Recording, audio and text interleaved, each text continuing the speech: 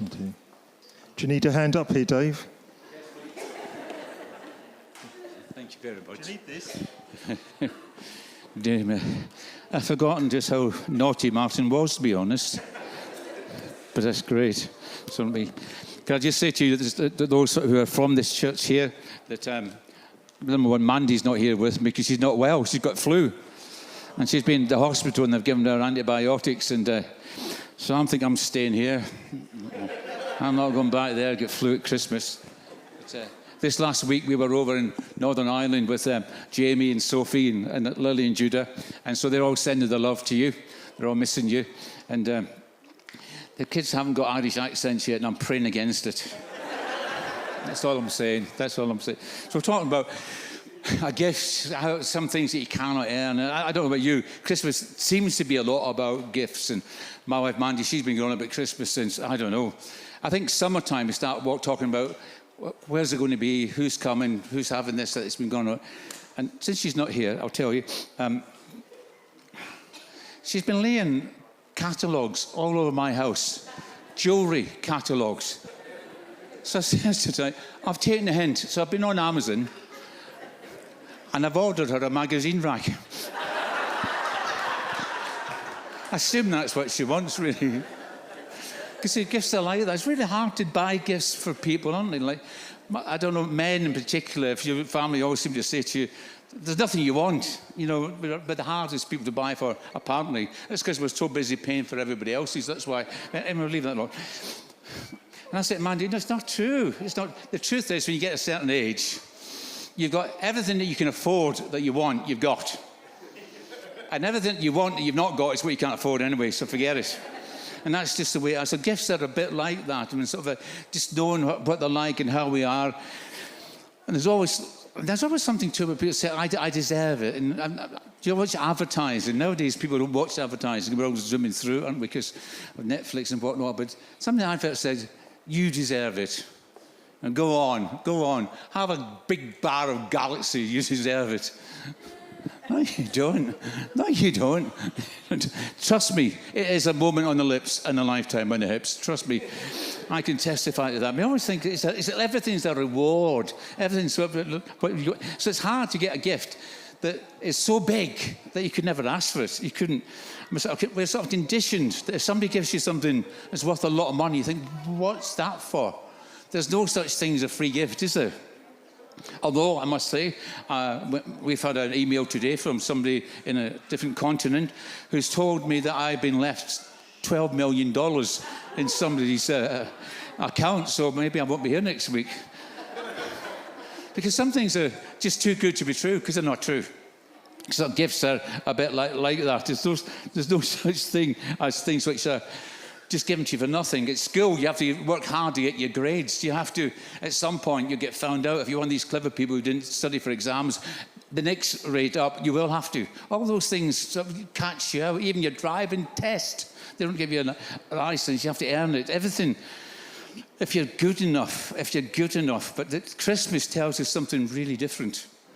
Christmas is about receiving something that you can't earn. It's not for sale. You can't buy it anywhere. It's just not anywhere else. But in the first Christmas, Mary didn't do anything special. I mean, she was special. She must have been. God chose her. But she was just a young, poor, unknown girl. I just love it sometimes that God didn't have his son born in a palace. But he had born to, ostensibly could have been a single mother in quite difficult situations. And some of us in those situations. And Joseph, he wasn't anybody special. He was a carpenter. I mean, if he was a plumber, they might have had more work for him because you never get a plumber. But carpenters and the shepherds who came to worship Jesus, they were like the lowest of society. They weren't sort of like gentlemen farmers. There were people who looked after sheep up in the field and had to fight wolves and people who came to steal. They were real roughnecks. The sort of people, if you were walking down the street, you'd go across the other side just in case they got your eyes. So, I mean, they weren't those sort of brave, wonderful people because Jesus didn't come at Christmas because suddenly mankind had got really good. And God said, I think you're trying now. I think you deserve something. I'm going to reward the good behavior of mankind. 2,000 years ago, people weren't any better than they are now. In fact, God didn't send us his son because we were doing well. He sent his son because we weren't doing well. And we thought, and you'll never do well. Somebody's going to have to do this for you. And somebody's going to have to give you a gift that you'll never need to repay. I don't know, have you ever been given a gift? And I'll tell you, this is strange that happened to me. We had some folks in our church once, and when we got our new building in St. Albans, going back 20 years, they brought me one of these fluorescent jackets. Now, I don't know if you noticed, I am 6'3" tall and not a lot different round. And they brought this because I could never get anything to fit me. And they found one in Bovingdon Market, which is closed down now. But they brought one for me. And they said, look, we found this Bovingdon Market. It fits you. And it was huge. I thought, that's wonderful. Thank you so much. And then they stood there and said, it's £25. That's what I thought. So that gift cost me £25. And actually, it was stolen. I've never found where that thing went. Some Christian took it and did car park duty with it. But so I don't think, so when somebody gives you a gift, you don't actually expect to have to pay for it, do you? If you're a man and you don't give your wife a gift, you do expect to pay for it, don't you? But it's an insult to someone. If someone gives you a really nice present, say, well, I'll have to give you something towards that. That's a bit too much. That's more than I can imagine. So, but when God gave us a gift, he doesn't ask us to contribute because we haven't got enough to make a difference. What could we give him? You think a man's hard to buy for, but Jesus lived, died, and rose again to do for us what we could never do for ourselves. Because, see, you can get some things like you can buy a house, but you have to make a home. You can buy things that make you happy, but you cannot buy peace. You can buy medicine, but you can't buy health. You can buy a clock, but you can't buy time. And it seems to me that some of the things which are the most important, they're not things, they're almost indescribable. And we live in a society where we've got most of the things that we'd like to have or we could do with. There's not that many things that we're managing all right. But it's actually the things that you can't buy. That's what we're in short supply of. You can pay for what you've done wrong, but you can't buy forgiveness. You see, some of the things that we need most in life are things that cannot be paid for, and there's no way of getting them. They're sort of hidden deep inside our heart, and we don't even know if you got them or not.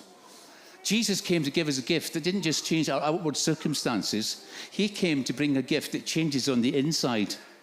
He came to forgive us on the end. The gift of forgiveness was Jesus dying on a cross in our place so as we could receive the gift of forgiveness and to know that we're forgiven. He came to show us that you might be able to buy friendship, but you can't buy real love. And he came to give us real love. And so the gift that he's given to us is completely different. But we struggle to receive completely free gifts. I don't know if you've ever had someone try to give you something. You said, I don't like it. There's a verse in the Bible that says it's more blessed to give than it is to receive. Have you heard that? But I've sometimes find it's much easier to give than it is to receive. It's much nicer to give than to somebody wants to give you something. No, I'm fine. And your preachers say, but no, I'm fine. No, please give the glory to Jesus. But actually, sometimes you have to say, we have to learn how to receive. Because when you receive, you're admitting something. You mean, I can't do that myself. I can't fix this myself. I can't do it. My wife's always telling me, she never asked for help. And if you saw some of the DIY stuff around my house, you think, should have done. But I like to think, I can do this. I can do it. I know someone knows what they're doing, can do it in a day, but I will do it this week. Every day. Until I get it right.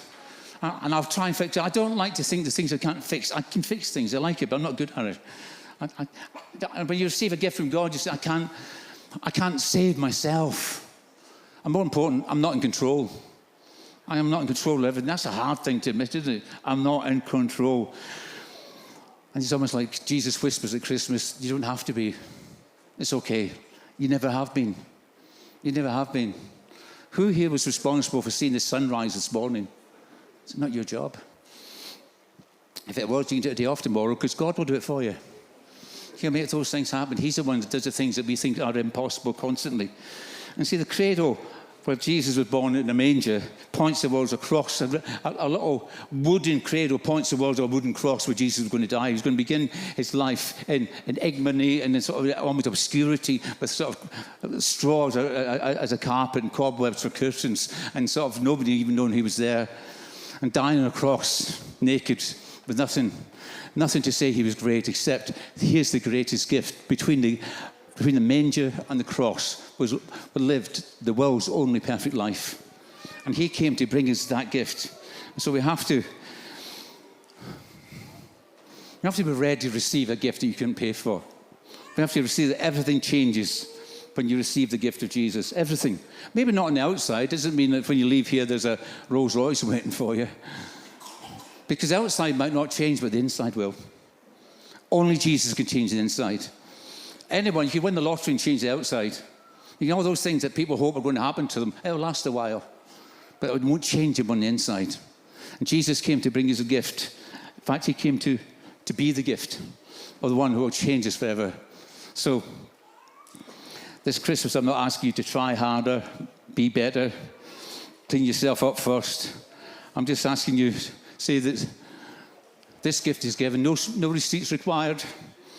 No payment plan needed. No performance review attached. Just open your hands and receive the gift you could never, ever buy, because it's bigger than us and it comes free of charge. God bless you. Amen.